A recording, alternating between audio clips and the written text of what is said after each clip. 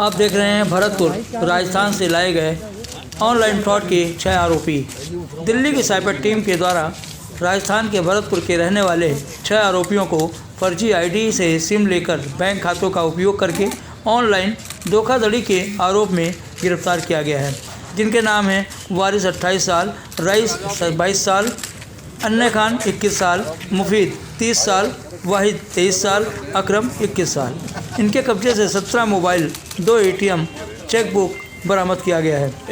ये अक्सर पैसा ट्रांसफ़र करने के बाद 1-2 दिन में सिम कार्ड बदल लेते थे। इन्हें 3 जनवरी 2021 को भरतपुर पुलिस के साथ समन्वय में गिरोह के छिपने के स्थान की पहचान करने के बाद 4 जनवरी 2021 को सुबह छापे मारे गए। इसके बाद 6 आरोपियों को गिरफ्तार कर लिया गया और इनके कब्जे से 17 मोबाइल, बैंक खातों के दस्तावेज, पीड़ितों के निकाले गए धन को बरामद कर लिया गया। आइए सुनते हैं क्या कहना है कमिश्नर अन्य रॉय जी का। ज़्यादा बोल्ड मत खिंचवा दो। अगर आप किसी साइट पे अगर किसी अनजाने शख्स से आजा यार।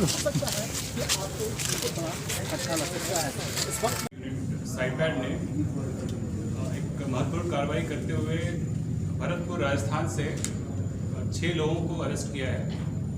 ये सारे के सारे व्यक्ति एक नए तरीके का ऑनलाइन एक्सटॉर्शन का मोडस ऑपरेंडी दिख रहा था, उसमें संलग्न थे और ये ऑनलाइन फेक प्रोफाइल बनाकर, अट्रैक्टिव इंडिविजुअल्स की फेक प्रोफाइल बनाकर विक्टिम्स को टारगेट करते थे। उन्हें after a short chat video call की तरफ ले जाते थे और वीडियो कॉल के दौरान उनको एक दूसरे स्क्रीन से, डिवाइस से अडल्ट पोर्नोग्राफिक क्लिप दिखाते थे और जो वीडियो कॉल चल रही होती थी उसका स्क्रीन कैप्चर करके एक गलत तरीके का वीडियो बना लेते थे, जिसमें ऐसा लगता था कि जो विक्टिम है वो एक कॉम्प्रोमाइजिंग एक्टिविटी में इन्वॉल्व है with the person in other side of the video call.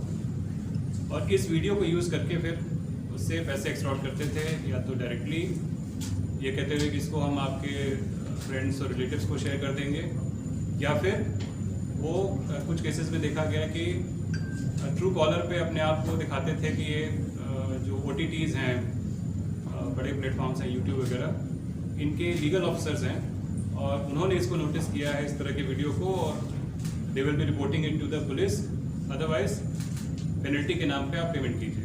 कुछ लोगों ने इस नाम पे भी पेमेंट की। एक आध इंस्टेंस ऐसे भी आए हैं जिसमें इन्होंने अपने आप को लॉ इन्फोर्समेंट ऑफिशियल दिखा के भी लोगों से पैसे एक्सटॉर्ट किए। तो इस गैंग को हमने बस्ट किया है। 4 तारीख को मॉर्निंग में वहाँ पर हमने रेड की। भरतपुर पुलिस ने इसमें हमारा काफ़ी सहयोग किया और वहाँ से हम इनको ले आए। इनके पास से हमें 17 फ़ोन मिले हैं, जिसमें 40 से ज़्यादा लोगों के इनफैक्ट जो विक्टिम्स के वीडियोस मिले हमें। 10 अकाउंट्स हमने आइडेंटिफाई किए, उनको फ्रीज़ किया है और उसमें तकरीबन 25 लाख रुपए इन्होंने जो चीटेड अमाउंट है वो उसमें हमें दिखाया आते हुए। तो this is all about this case. Stop कर चुके हैं उनसे।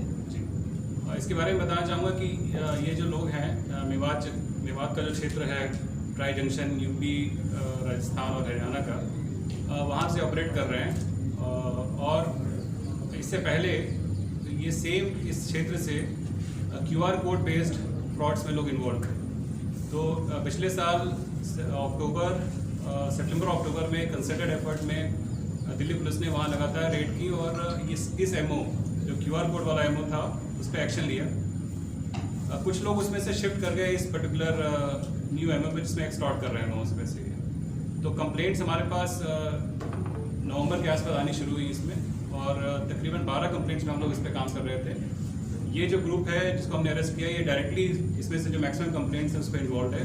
जो नंबर्स यूज़ हो रहे थे, जो अकाउंट्स जिनमें पैसे जमा करा रहे थे, वो डायरेक्टली इन एक्यूज पर्सन्स को से लिंक करते हैं। किसी ऐप वगैरह का इस्तेमाल करते थे या कुछ कैसे?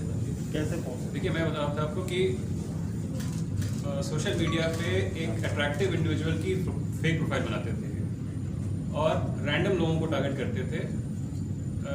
ये बेसिकली देखते थे जो व्यक्ति है, जो विक्टिम जिसको बना रहे हैं, उसकी प्रोफाइल पे जाते थे और कई लोग ये प्रिकॉशन नहीं लेते कि अपनी प्रोफाइल वो कैसे रिस्ट्रिक्ट किया जाए, उसकी जो बायोग्राफी है, उसका जो फ्रेंड लिस्ट है, उससे उसके बारे में थोड़ी जानकारी इकट्ठा करके फिर उसको टारगेट करते थे। सर मेल और फीमेल दोनों टारगेट पे रहते थे, मतलब अपने जो फेक प्रोफाइल। हमारे जो कंप्लेंट्स हैं वो अभी तक सिर्फ मेल विक्टिम्स की आई हैं हमारे पास। ये जो मेवात रीजन है ये गढ़ बनता जा रहा है, क्योंकि लगातार उधर से भी गैंग बस्ट हो रहे हैं और इसी तरह की जो और भी ऑपरेशन है वो वहीं पर ही मेवात में होते हुए नजर आ रहे हैं। कहीं ना कहीं ये घर जो शिफ्ट हो गए हैं, ऐसा कुछ आपको लगता है? देखिए कुछ पर्टिकुलर मोटिव्स ऑपरेंडी हैं, जैसे मैंने आपको बताया कि QR कोड बेस्ड जो रीसेल ऐप्स जैसे फॉर इंस्टेंस OLX है, फेसबुक मार्केट प्लेस है, इस पे लोगों को टारगेट कर रहे थे, वो यहीं से ओरिजिनेट कर रहा था जैसा मैंने आपको बताया। और ये जो सेक्सटॉर्शन के जो रैकेट्स हैं, ये भी जो हमारी इन्वेस्टिगेशन है, जो इनकी लोकेशन वगैरह आ रही है, वो इसी क्षेत्र की आ रही है। Depending on the profile of the victim, इन्होंने ऑन एन एवरेज 10 से लेकर 20,000 के आसपास ये मांगते थे हर बार। और अलग अलग व्यक्ति बनके, जैसे मैंने आपको बताया कि सोशल मीडिया प्लेटफॉर्म के लीगल ऑफिसर बनके, कभी पुलिस ऑफिसर बनके, तो इस तरह से इन्होंने अलग अलग तरीके से लोगों को चीट किया, उनसे पैसे एक्सटॉर्ट। सर ये केवल एक स्पेशली उसी डिस्ट्रिक्ट के अंदर ऐसा हो रहा है या ऑल इंडिया से और भी कोई कंप्लेंट आपके पास आई है? ये विक्टिम्स जिन पे हमने कार्रवाई की वो सारे दिल्ली के थे और बाकी जगह पे जा रही होंगी, ओरिजिनेट यहीं से कर रहा है। सर इनके प्रोफाइल क्या है अक्यूज्ड के? अक्यूज जो हैं ये 21 से 30 के एज ग्रुप के हैं और बहुत ज़्यादा पढ़े लिखे नहीं हैं, नॉर्मली हाई स्कूल पास हैं ये, और इसी काम में इन्वॉल्व हैं। दिन भर ये इस तरह के विक्टिम्स को टारगेट करने की कोशिश करते हैं। सर इनके बैकग्राउंड में भी कोई इन्फॉर्मेशन आपको मिली है कि जहाँ से इनका कोई जो है रिलेशन हो बैकग्राउंड में, यानी कोई गैंग वगैरह इनके साथ कोई जुड़ा हुआ हो, ऐसा कुछ? जैसा मैंने आपको बताया कि इससे पहले भी यहाँ पे लोग दूसरे तरीके के ऑनलाइन फ्रॉड्स, ऑनलाइन क्राइम में इन्वॉल्व थे, तो एक तरीके का शिफ्ट है ये from that crime to this crime. Sir, was this crime reported to you and then you proved it, or you sent a mystery shopper and then you found out busted the whole thing? They were reported to us because they target them as individuals and not collectively. A secondary question that comes that most of the mobiles are also getting lost or pickpocket is happening. तो sir उसका क्या जो IMI जो monitoring होता है या उसको surveillance पे आप रखते हैं, तो will you be doing advising people if once they lose mobile then this can also be possible because their data is out? Then generally we advise people that whenever you dispose of your mobile phone, before doing so, please ensure that you have wiped the entire memory of that particular device, because a lot of data, even if you have deleted it, it is still available there, which can be accessed. So we request them to format it completely or maybe overwrite it with junk data, so that no one can misuse whatever data is available there. In this particular case, we advise people that they should not accept friend requests from strangers, from people whom they do not know well, because this whole crime starts with people accepting friend requests from unknown people. And secondly, they should not engage in video calls with strangers, because video calls, they capture a lot of information and they can be easily misused, manipulated, which is happening in this case. And thirdly, it is important that if a number comes with a name, especially when a lot of people are using Truecaller like applications, they should not be swindled or tricked by names cropping up on Truecaller. In this instance case, we received complaints where Truecaller was showing the name or the designation of someone who is associated with a particular social media company as a legal officer, which was basically a fake impersonating kind of a thing. So they should not be tricked by these kind of devices. Have those companies, those social media companies also approached you for closing or probing this case? Not yet. Of fakery? Not yet. So if we talk about the accused, were they involved in previous crime? What are the backgrounds of the accused in terms of the crime cases?